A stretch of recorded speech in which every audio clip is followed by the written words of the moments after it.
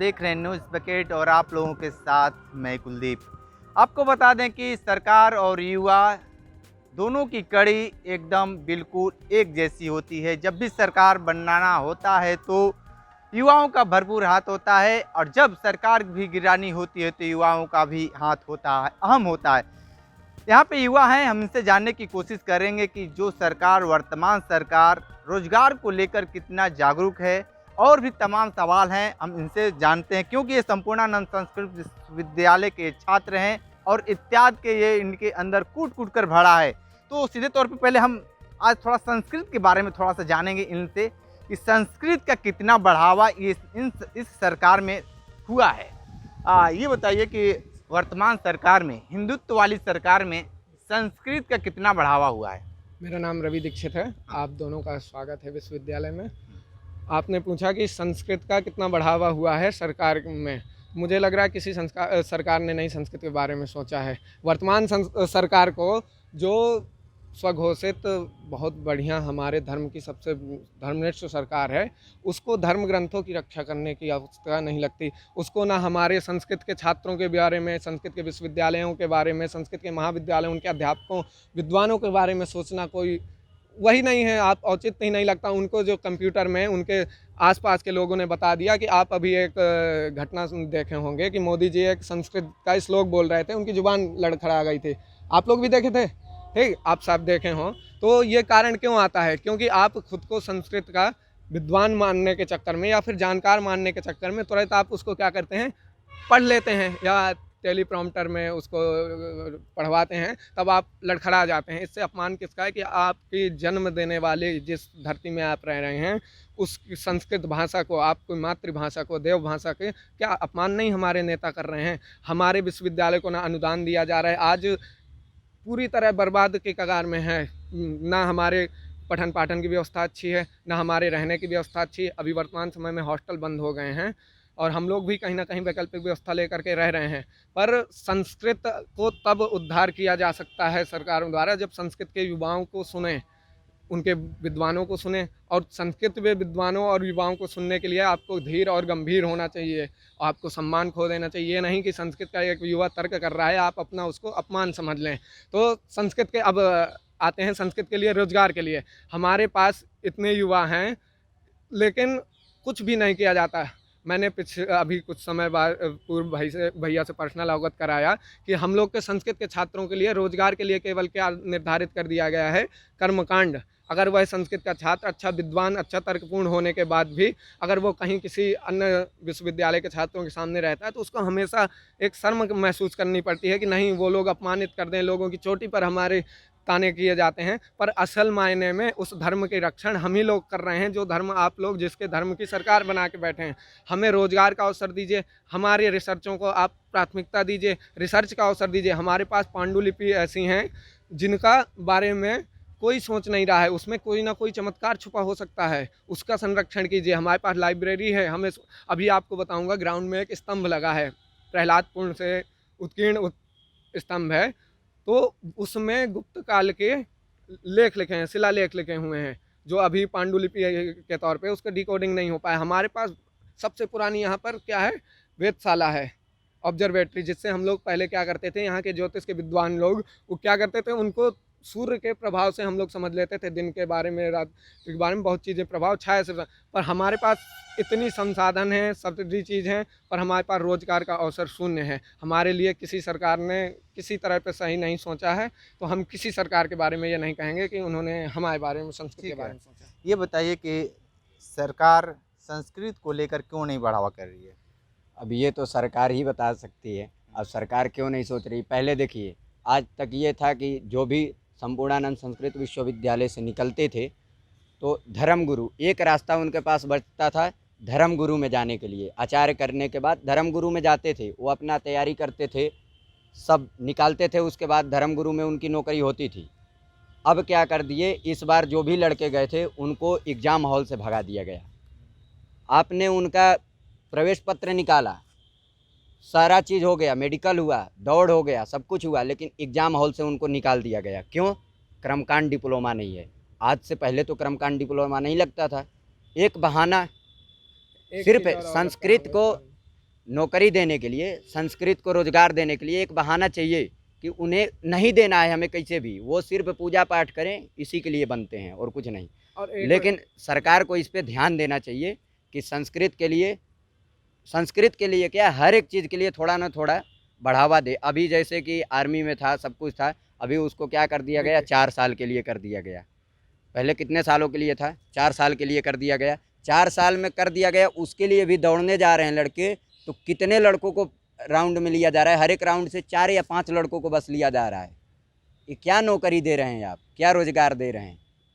बढ़ाइए ना, जब 4 साल के लिए कर दिए गए हैं तो और बढ़ाइए ना, उसको वैकेंसी बढ़ाइए ना। वैकेंसी आप बढ़ा दे रहे हैं, नौकरी देने के लिए वादा कर दे रहे हैं, लेकिन 4-5 लड़के को ले जाएंगे बस। इतने ही लड़के से आपका वैकेंसी पूरा हो जाएगा, तो बताइए।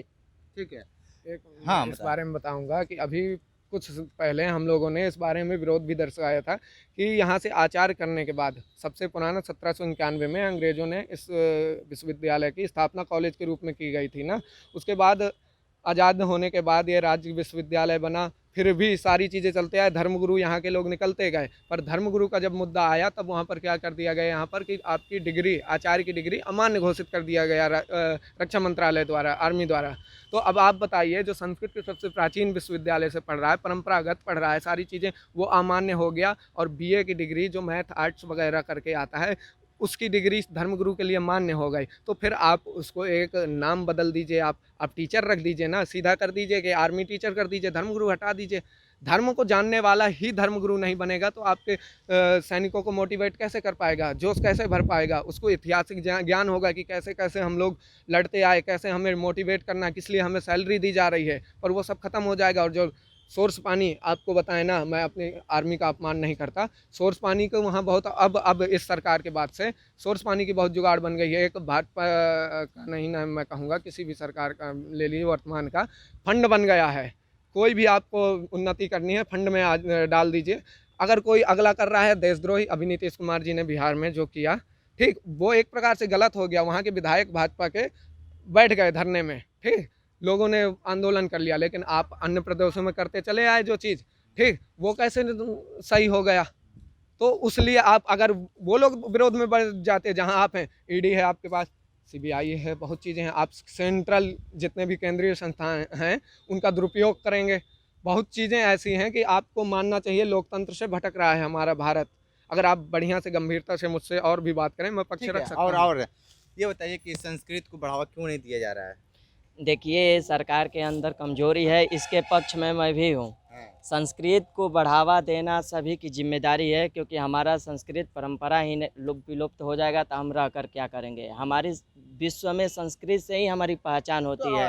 ये बताइए कि आपको लगता है कि संस्कृत का बढ़ावा नहीं दे रहे तो सरकार क्यों नहीं गिरा दे रहे हैं आप लोग? देखिए, कुछ लोगों को कहने से सरकार नहीं गिर गई, इसके लिए सभी समाज को आगे आना पड़ेगा, हर एक वर्ग को आगे आना पड़ेगा संस्कृत को बढ़ावा देने के लिए।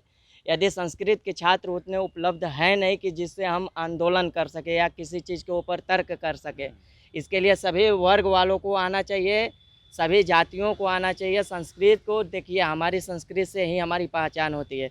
यदि हमारा संस्कृत ही नहीं रहेगा तो हमारा पहचान विश्व में अस्तित्व हमारा नहीं रहेगा। संस्कृत का बर्बादी का कारण एक ये भी है कि सरकार इसके ऊपर विशेष करके ध्यान नहीं देती, इसीलिए हम अन्य से पीछे हो जाते हैं। ठीक है।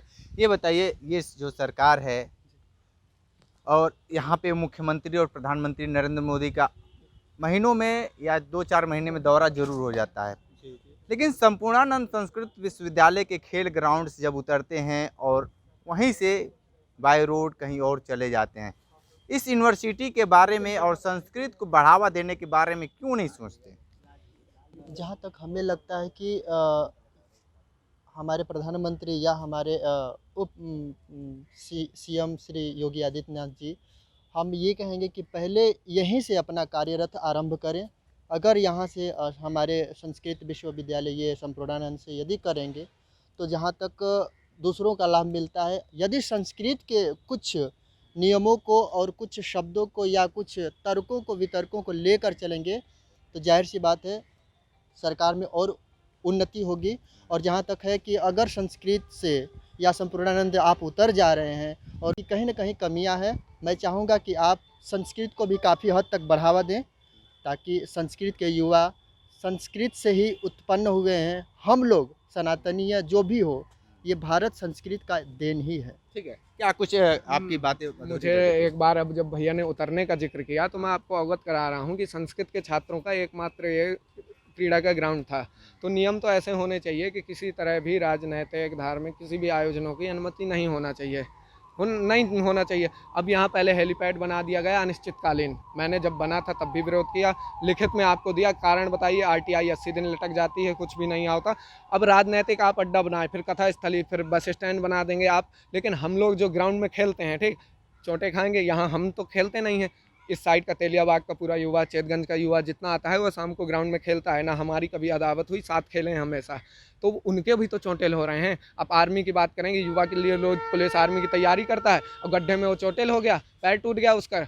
और आप राजनीतिक अड्डा इसे ना बनाएं। और हम लोग का अनुदान की मैं बात करूंगा, एथलीट हैं यहाँ पर जो खेलने गए ऑल इंडिया, उनका अनुदान था, अनुदान 40-50 हज़ार के आसपास था। कुलपति जी अस्वीकृत कर देते हैं कि ये मतलब पैसा नहीं हमारे फंड में। वहीं कथाओं से, वर्तमान कथा से 6 लाख रुपया लिए, जबकि नियम होना चाहिए था 10,50,000 लेने का, लिए। फिर भी 6 लाख आपके पास आया, तो क्या 50,000 छात्रों को वो उनका अधिकार नहीं देते थे, जो वो अपना ट्रैक सूट बनवा के गए, अपना वो गया नाम आपका झंडा उठाए वहाँ पर, तो क्या उनको 50,000 नहीं दे सकते 6 लाख पर? या फिर आप उस ग्राउंड की कमाई भ्रष्टाचार में ला रहे हैं? अभी तो 10,50,000 नहीं लिया गया, तो उसमें भी भ्रष्टाचार के संदेह हो सकते हैं। बस यही बात मैं रखना चाहता था।